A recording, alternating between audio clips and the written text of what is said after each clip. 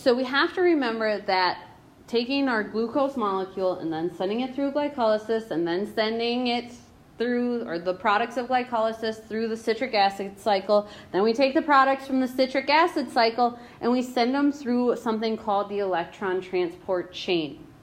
In cellular respiration, we call this an oxidative phosphorylation.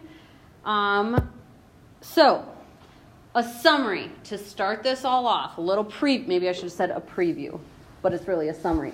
So, this is all about the electrons. We are not dealing with chemical compounds being produced and made in this particular set of reactions.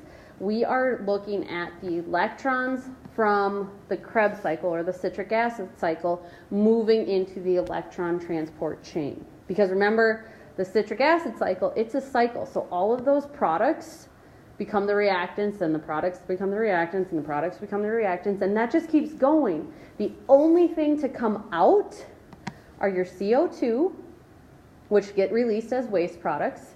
You get those couple ATP or GTP, and then you get NADH and your FADH2s, which are just taxis for electrons.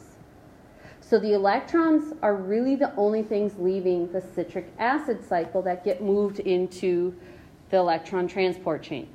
Okay, and they get shuttled by either NADH or FADH2. Yes? Okay?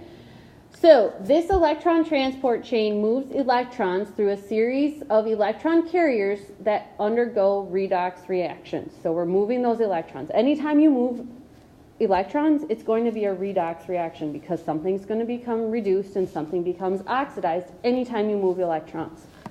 So this causes hydrogen ions to accumulate within the matrix space. So again, this is happening in the mitochondria. And specifically the matrix space in the intermembrane, which we will look at on the next slide, I believe. So a concentration gradient will form in which hydrogen ions diffuse out of the matrix space by passing through a molecule called ATP synthase, which is found in the intermembrane of mitochondria. The current of hydrogen ions powers the catalytic action of ATP synthase, which phosphorylates ADP into ATP. Long story short, remember, hydrogens are positively charged. So when we move something that's positively charged, we will create an imbalance. One side will become more positively charged, which would make the other side more negative, which creates our electrogradient that we talked about, I don't know how many chapters ago, but say yes, you remember this? Yes. Okay. You don't maybe need to remember the details, but you need to know when an electrochemical gradient exists, things move. So this picture looks a lot like our plasma membrane picture, right? However, this is the intermembrane of a mitochondria. So your mitochondria kind of looks like a bean or a, what is that called? No, shape, oval, okay? But then inside it, we have all this back and forth structure, and it's kind of baked potato, whatever. So this right here is the membrane that this picture is showing. It is the intermembrane of mitochondria because it's on the inside. So, yes? Okay. So, in this intermembrane space, these blue blobs are integral proteins. Remember those fun things? Okay. And so the electron transport chain is a series of redox reactions that pass electrons from one component to the next, eventually to the end point of the chain where the electrons reduce molecular oxygen and along with other associated protons to produce water. So the big thing here is the electrons get shuttled between all of these proteins, and then they get spewed out here at the end to combine with protons or hydrogen ions to make water. Okay? So this is the last component of aerobic respiration. Why is it considered aerobic? Because it combines with oxygen at the end. Very good. This is the only part of glucose metabolism that uses atmospheric oxygen. Otherwise, like with the whole production of CO2, that has come from the glucose molecule already. So this is the only part that uses the oxygen that we're breathing in. Oxygen will continuously diffuse into plant tissues through their stomata, fungi, and bacteria, so that's just a natural thing. In animals, we breathe it in. Duh, right? And this electron transport chain consists of 4 complexes, and they are numbered with the Roman numerals 1, 2, 3, and 4. That's going to be your quiz here is to, it's going to be more of a process. Like I said, there's no products and reactants here for you. It's going to be a process. Where do the electrons go and what moves them? How do they come in? Each one of these has a set thing that happens in each of these 1, 2s, 3s, and 4s. So if the organism has mitochondria, such as eukaryotes, this will happen in the inner mitochondrial membrane. However, if you're a prokaryote, you don't have mitochondria, this still will take place for you. However, it will take place in the plasma membrane. So why did my slide not change up on the TV?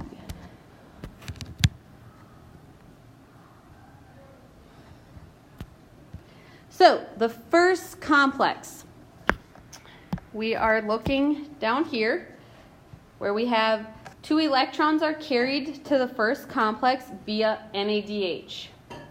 The NADH will then deposit its 2 electrons up in here, and what is left then is now NAD+.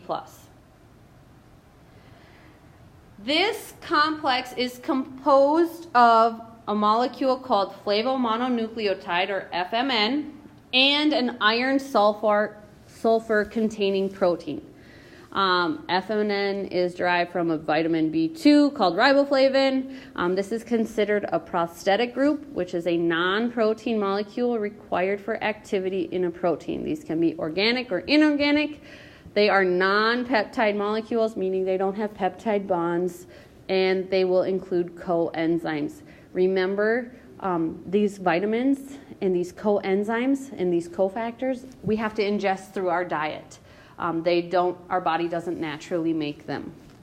So this enzyme complex, number 1, is called NADH dehydrogenase.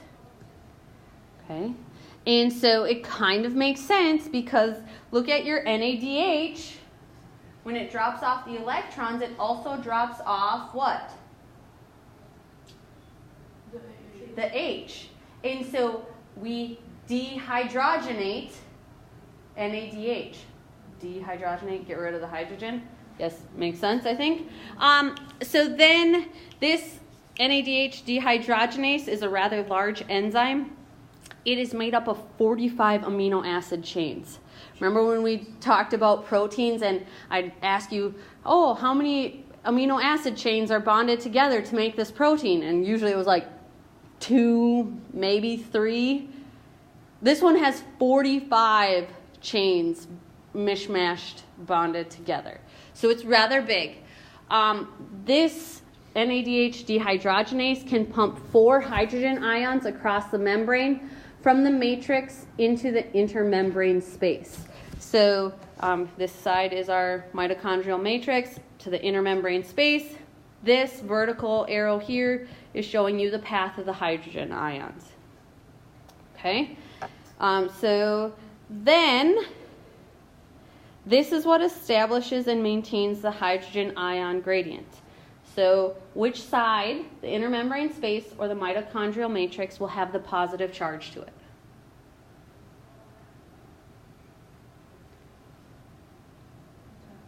The top, the intermembrane space, because all the positives are going over there, so that leaves this the mitochondrial matrix to be partially negative because you've removed some of the positives. Good. So that's what happens in terms of hydrogen ions. But what happens to those 2 electrons? Whoa, not complex 3.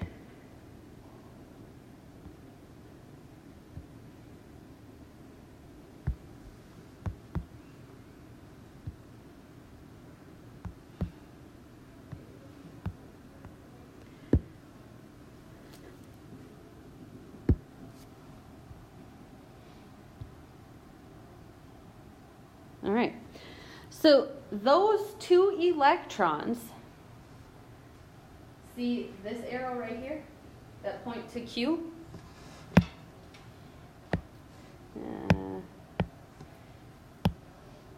Right here. Those 2 electrons will, this is step number 2 here, move to this Q molecule.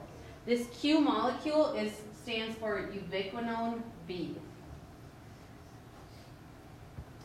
Then that Q molecule it acts as a taxi, and it transports electrons that it receives from NADH over to complex number 3. Okay? So they don't even really go, if you are moving electrons from complex number 1, they don't actually even go to complex number 2. They skip that step. Okay? Instead, they just move to Q, which is just a taxi sitting on the side of the road waiting for electrons to stroll by. Okay? So complex number 2 has 2 paths. So it either the electrons come from NADH from complex number 1, and nothing really happens, or it can receive FADH2 from the cytoplasm, or not the cytoplasm, but the mitochondrial space right here. And FADH2 can transfer electrons to the molecule Q. They will not go through complex number 1. Okay? Complex 2 can only accept FADH2 as an electron carrier. It's like a lock and a key. You can't plug in NADH to complex 2. It doesn't fit there. This complex 2 does not energize the proton pump in the first complex, like the first complex does. So that means there are fewer ATP molecules made from FADH2. So I think last week we talked a little bit about how NADH2 is a bigger energy molecule than FADH2. Okay? So that's all this is saying, is because FADH2 does not contribute hydrogen ions, it's less powerful. There's just not as much energy to it. So the number of ATP molecules obtained throughout this entire process is directly proportional to the number of protons pumped across that inner mitochondrial membrane. So the more hydrogen ions we're pumping across, the more ATP we're going to produce. So that means the more NADH that we've got, the more ATP we're going to make. If we have more FADH2 compared to NADH, we're still gonna make ATP. We're just not making as much of it. It's like getting paid $5 versus $1. You're still getting paid, you're just not getting paid as much. Let's see. Other things about ubiquinone B. This is a soluble electron transporter in the electron transport chain that connects the first or second complex to the third complex. So that Q is, like I said, just a shuttle service, just a taxi to get electrons to that third complex, that third protein. It is lipid soluble. What makes that important is that it can interact with those hydrophobic tails of the membrane. So it can freely move through that hydrophobic core. Q has the ability to receive electrons from NADH from complex 1 and FADH2 from complex 2. It then delivers electrons from complex 1 and 2 to complex 3. So the important part of this second step is really Q, not the actual proteins of complex 2. Does that make sense? Okay. Complex 3 is made up of cytochrome B, which is an iron sulfur protein, risque center, which has 2 irons and 2 sulfur atom center, and a cytochrome C protein. This is called cytochrome oxidereductase.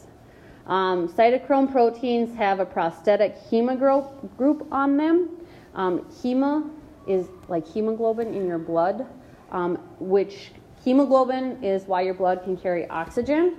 The hema groups in these cytochromes carry electrons. So the difference here is one hemoglobin carries oxygen, cytochrome hema groups carry electrons. This pumps protons through the membrane and passes its electrons to cytochrome C for transport to complex 4. So again, we are pumping hydrogens across, which contributes to the gradient, and then our path of electrons, which is being traced across the top here, gets shuttled over to complex 4. Okay? So this top arrow tracks electrons, these bottom ones, or the vertical ones, are tracking hydrogen, and the bottom ones are tracking electron carriers. Okay? Let's see. Cytochrome proteins, we talked about that. Pumps a little more about cytochrome C up there. It receives electrons from Q, but it can only carry 1 electron at a time, whereas Q can carry pairs of electrons, or 2 pairs. So if Q's got 2, cytochrome has to move from Q once and then back to Q to get the second electron and go. Does that make sense? It can only carry 1 electron. Complex 4 is composed of cytochrome proteins C, A, and A3. Again, we're containing 2 hema groups and 3 copper ions. The importance here is that the cytochromes hold an oxygen molecule very tightly between the iron and the copper ions until the oxygen is completely reduced by the gain of 2 electrons, which are noted right here. The reduced oxygen picks up the 2 hydrogen ions from the surrounding medium to make water. So the hydrogen ions are coming from in here. And then the removal of hydrogen ions from the system contributes to the ion gradient. Okay, so again, we are taking hydrogen ions out of this system by combining them with the oxygen to make water. We're taking that charge away, essentially, because water doesn't have a positive or negative charge as a molecule. So this whole process is called chemiosmosis, and this uses free energy from complexes 1 through 5 to pump hydrogen ions across the mitochondrial membrane. It creates an uneven distribution of hydrogen ions, creating both a concentration gradient and an electrical gradient. Many ions cannot diffuse through that nonpolar region of the phospholipid membranes without the help of integral membrane proteins. We've talked about those before. The main one here is ATP synthase, which was that first one in complex 1. This acts as a tiny generator, and it's turned by the force of the hydrogen ions diffusing through it. The turning parts of this molecular machine facilitate the addition of phosphate to ADP. So as the hydrogen ions are moving, this movement is what powers or provides the energy to add the inorganic phosphate group to the ADP, because remember, that's an anabolic reaction, and anabolic reactions require energy. So that movement of those hydrogen ion creates enough force and enough energy to add the 2 together to make ATP. This uses the potential energy of the hydrogen ion gradient, essentially. Questions? So most of those bullets were just kind of a summary of this whole electron transport. but then there's a little more nitty-gritty of how this happens. This process is used to generate about 90% of the ATP made during aerobic glucose catabolism. So remember, glycolysis makes a net of 2. Krebs makes a net of 2 ATP, and this chemoosmosis makes up 90% of it. So glycolysis and Krebs makes up 10% about. This chemoosmosis process, this electron transport chain, is also used in photosynthesis. So photosynthesis isn't as easy as I've led you to believe up until now.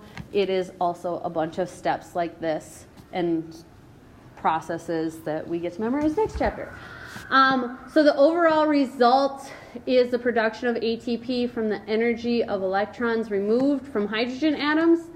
The those hydrogen atoms were part of the original glucose molecule. At the end of the pathway, the electrons are used to reduce an oxygen molecule to make oxygen ions.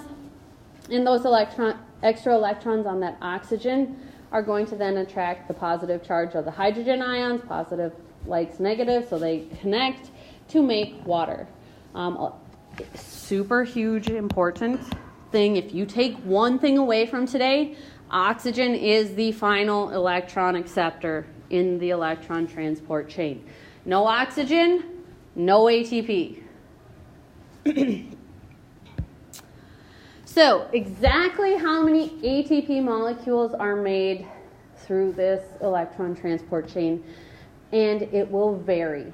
And it varies in 3 different things. First, it is dependent, like I said, on the number of hydrogen ions that get pumped through the membrane. The second is if we have more NAD plus carriers or more FADH2 carriers. Because remember, NADH plus is a stronger electron carrier than FADH2 is. So the problem here is that NADH from glycolysis cannot easily enter that mitochondria. And so then the electrons either have to be picked up by NAD plus or FAD plus. So there's a trade-off. So there's an extra redox reaction that we haven't talked about, which is fine. Just know that we can't easily pull in NADH into the mitochondria. We have to ship the electrons via another carrier. So NAD plus is generally used as your electron transporter in your organ, like your liver. So your liver makes a lot more ATP than your brain, because your brain uses FAD plus as the electron transporter. Okay. Intermediate compounds in these pathways are used for other purposes. By pathways, I'm talking glycolysis, Krebs cycle, and electron transport chain. The intermediates are all the products, reactants I made you guys memorize. Those are the intermediates, and those are used for other processes. So if they're in the middle of being used for another process, we can't just make them be used for this electron transport chain or glycolysis, because they're being used for something else. So there's like 5 examples there. So sugars other than glucose are fed into glycolytic pathway for energy extraction. So glycolysis can be used on fructose and sucrose, not just glucose. Another example is the 5-carbon sugars that form nucleic acids are made from intermediates in glycolysis. So if your body's busy making nucleotides, you might not be able to do glucose or glycolysis as efficiently as you need to, because those intermediates are being used for something else. Certain non-essential amino acids can be made from intermediates of both glycolysis and the citric acid cycle. Lipids, such as cholesterol and triglycerides, are made from intermediates in these pathways, and both amino acids and triglycerides are broken down for energy through these pathways as well. So it is important for you to keep in mind that glucose is not your only energy source, okay? So when you eat meat, for example, it doesn't have much glucose in it, but you're still able to break it down and obtain energy molecules from it. Does that make sense? So in living systems, cellular respiration extracts about 34% of the energy contained in a single glucose molecule. So in a single glucose molecule, if you think of it as a piece of the pie, we only get 34% of that pie to use as energy. The rest of it is released as heat, as a waste product. So this is an example of how machines and systems are not 100% efficient. This is only about 34% efficient, hence why we need other forms of nutrients or energy for our bodies. And I believe that is it.